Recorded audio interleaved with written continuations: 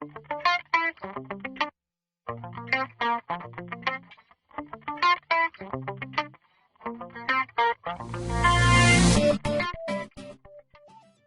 enrhumé.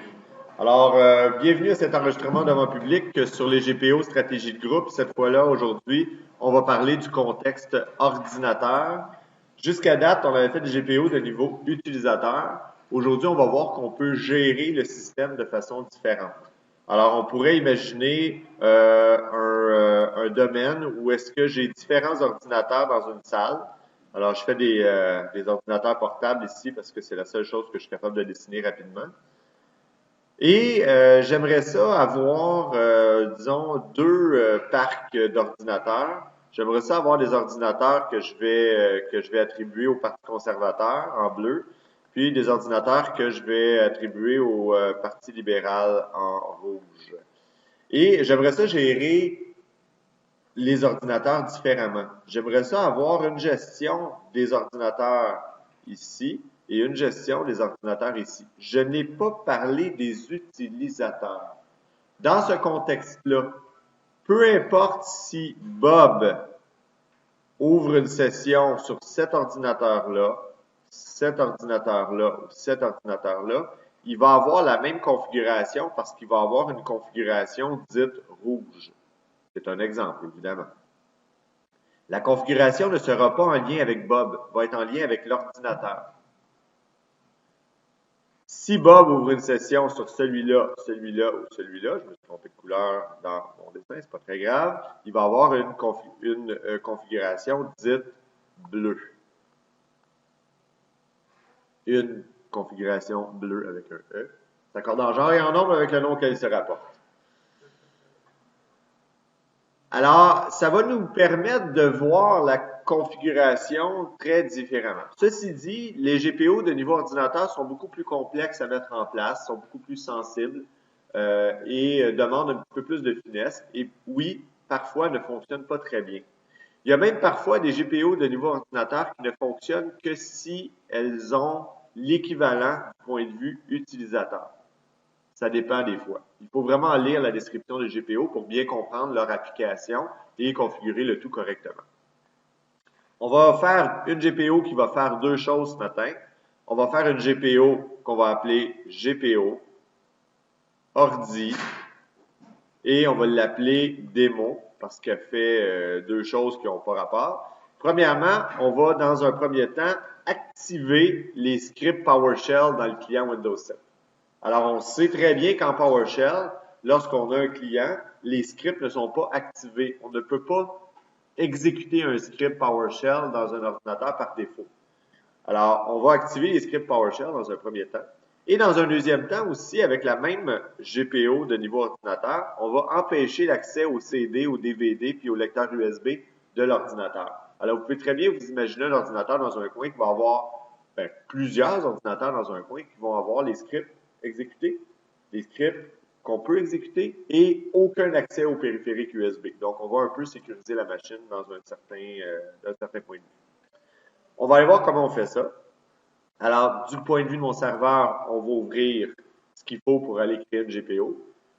Gestion des stratégies de groupe avec la MMC de votre choix ou la méthode de votre choix. On ouvre le domaine. Et moi, ce que je vais faire, c'est que je vais, dans un premier temps, la créer tout simplement dans le conteneur objet de stratégie de groupe. Alors, je clique droit sur objet de stratégie de groupe, je fais nouveau, je nomme ma GPO, jusqu'à date, rien de nouveau, GPO, ordi, ça c'est nouveau, on le met dans le contexte ordinateur, on la nomme ordi, et on va l'appeler démo. Évidemment, le nom de la GPO doit refléter son contenu habituellement. Vous m'excuserez, j'ai manqué d'imagination ce matin.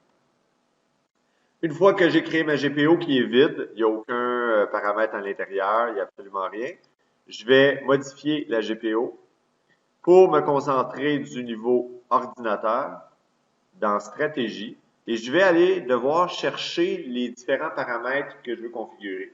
Alors, je vais me promener dans paramètres Windows dans un premier temps. C'est pas là du tout. Je vais aller dans modèle d'administration, pardon. Dans les composants Windows, je devrais avoir PowerShell en quelque part. Windows PowerShell. Et j'ai activé l'exécution des scripts. Si je clique deux fois dessus, je peux activer l'exécution des scripts juste ici, mais je dois donner la stratégie d'exécution. Alors, qu'est-ce que je dois marquer ici à l'intérieur? Alors, donc, quelle stratégie d'exécution configurer? Bien évidemment, il faut être conscient des différentes stratégies d'exécution qui sont à notre disposition. On peut aller faire un get help sur set execution policy, qui est la ligne de commande set execution policy, qui est la commande qui me permet de changer cette politique-là. Et on voit ici que j'ai des choix entre unrestricted, remote signed, all signed et restricted. Alors, on peut utiliser soit unrestricted, soit remote signed pour permettre l'exécution des scripts, tout simplement. Alors, on va le mettre à unrestricted pour ouvrir au maximum.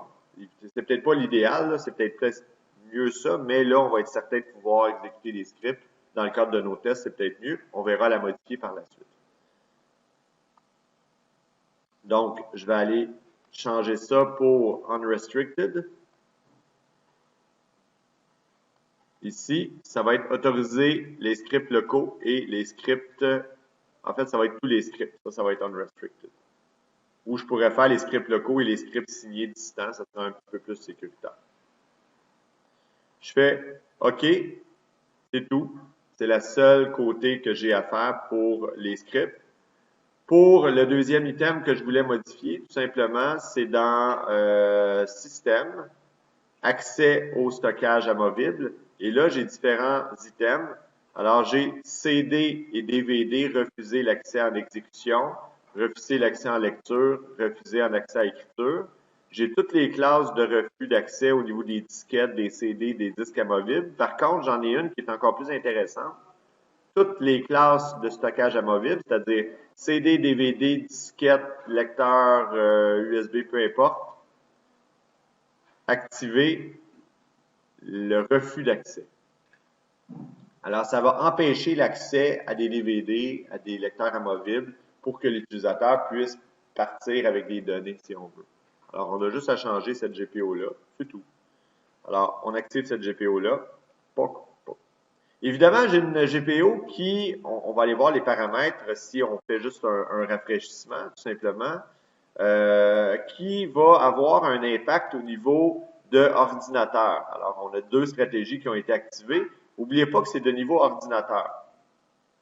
Alors, je vais aller lier maintenant ma GPO aux bonnes unités organisationnelles. Alors, je vais aller dans Gotham. Disons que je veux appliquer ça pour les méchants. OK? Donc, je veux exécuter les scripts sur les ordinateurs des méchants seulement.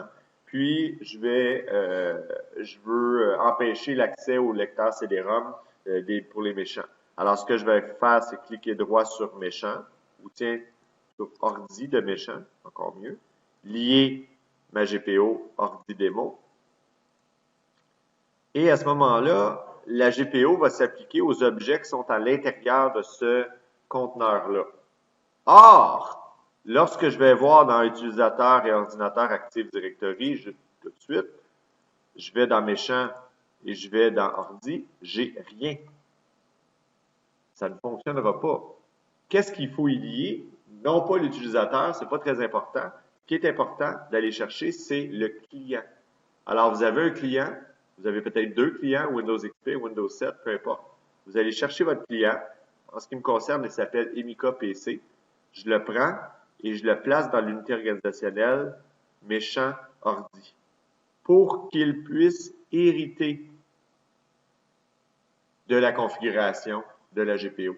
Si on ne prend pas l'ordinateur, ça ne s'appliquera pas parce qu'on travaille avec une GPO de niveau ordinateur. Alors, on le faisait jusqu'à date avec les utilisateurs. On savait qu'il fallait que l'utilisateur hérite de la GPO. Maintenant, c'est avec l'ordinateur. Évidemment, du côté du client, c'est comme d'habitude. On s'en va ouvrir une ligne de commande. On fait la commande gp update /force. Sauf que là, on va avoir un petit problème, c'est qu'on ne peut pas juste nécessairement fermer et ouvrir la session. En général, pour des stratégies de niveau ordinateur, souvent, il faut aller jusqu'à un redémarrage. Je ne dicte pas de règles. C'est possible que vous trouviez une ou deux stratégies qui nécessitent seulement une fermeture de session. Mais en général, moi, ce que j'ai expérimenté, c'est une obligation de redémarrer le client, tout simplement. Donc, après le GP Update / Force, on va redémarrer le client.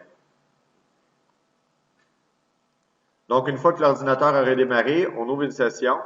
On peut ouvrir une session avec Robin parce que c'est pas important si c'est un bon ou un méchant au niveau de l'utilisateur parce que présentement, on travaille au niveau de l'ordinateur. Donc, que ce soit Robin, Batman, Joker, peu importe, ça change rien.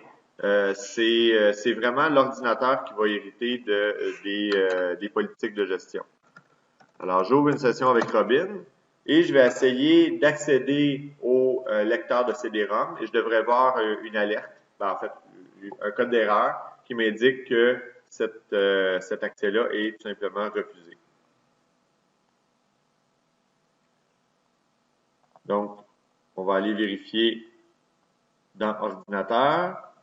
Je vais essayer avec le bouton droit d'ouvrir le lecteur de CD-ROM et j'ai une alerte comme de quoi l'accès est refusé. Je pourrais aussi aller valider PowerShell. Donc, je pourrais faire CTRL-R, PowerShell. Je pourrais ouvrir une fenêtre de PowerShell et demander la politique d'exécution des scripts à la ligne de commande pour voir le résultat final. Alors, comment on fait pour recevoir ou pour voir la politique d'exécution des scripts en PowerShell? C'est get execution policy. Et je devrais avoir quelque chose comme remote signed, qui est vraiment en accord avec ma GPO. Ma GPO, elle allait chercher, oups, c'est pas celle-là du tout. Elle est là. Donc, ma GPO, elle allait chercher autoriser les scripts locaux et les scripts signés distance qui correspond à remote sign au niveau de PowerShell. Donc, ça a été bien exécuté ma GPO de niveau ordinateur. Alors, il faut vraiment faire attention. Et si l'exercice suivant, vous changez d'unité organisationnelle, vous en allez dans les bons, mais vous devez déplacer votre objet ordinateur dans les bons. Étant donné que vous n'avez pas 50 clients, là, vous devez déplacer votre ordinateur dans les bons et dans les méchants, dépendant où est-ce que vous voulez que ça s'applique, tout simplement. Fait que ça l'oblige à vraiment bien faire la configuration. Alors, c'est les GPO de niveau ordinateur. Alors, les exercices que vous devez faire en lien avec ça dans Gotham sont les suivants. Exercice de configuration des stratégies de groupe de niveau ordinateur. Vous avez différents exercices. Le premier, c'est empêcher l'ouverture de session seulement si. Alors, vous devez empêcher une ouverture de session. C'est un peu spécial. Vous devez créer une unité organisationnelle spéciale. Et si l'ordinateur est placé là-dedans, ben si l'utilisateur est placé là-dedans, il ne pourra plus ouvrir de session.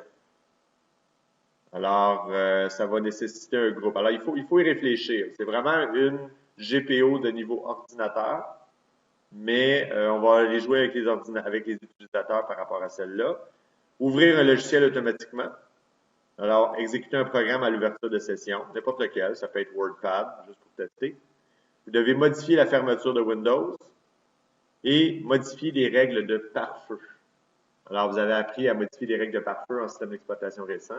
Alors, dans cet exercice-là, vous allez modifier les règles de pare-feu à partir d'une GPO pour les mauvais.